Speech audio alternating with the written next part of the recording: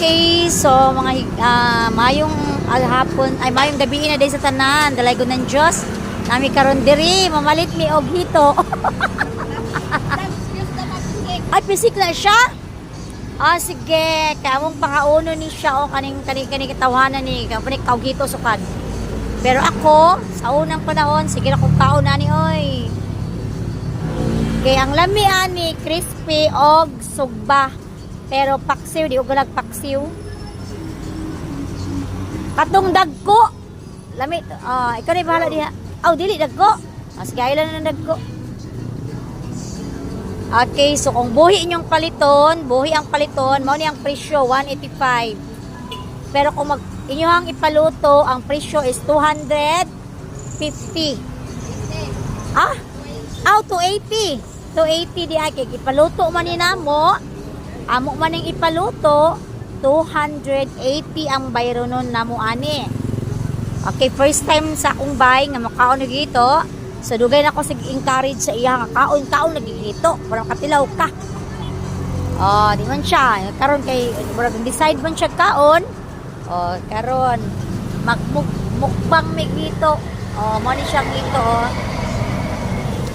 Okay, so diri lang ni siya sa Han Eatery. Makapalit mo diri sa Honey diri. Diri lang ni siya sa Capitol Road. Okay. At bang dapit sa Blue Panda. Nonoy Kambingan. Blue Panda gasoline station niya. Tapos diri dapit. Tulong ka mo ko pinagana. Minimum man daw. Minimum, ma'am. 100 Minimum man, di ba? Minimum sa 1 kilo ang pwede. Yung si plano ni mo? Tulong ka mo? Okay, 300. Unya, di man minimum man ang, di ba man minimum 1 kilo.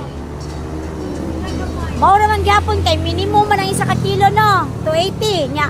Sobra magamay 300. Di ba pwede ka ng media? 1 kilo may paliton. Dagway. Dagol. Kay kung niingon kag dagko, duhara na siya kung dagko kayo. Ora buyag. Ora buyag lang. Mo ni siya Dan ko na dinailam. Inluan man na, limpyo man ang hito bay. Asan niyo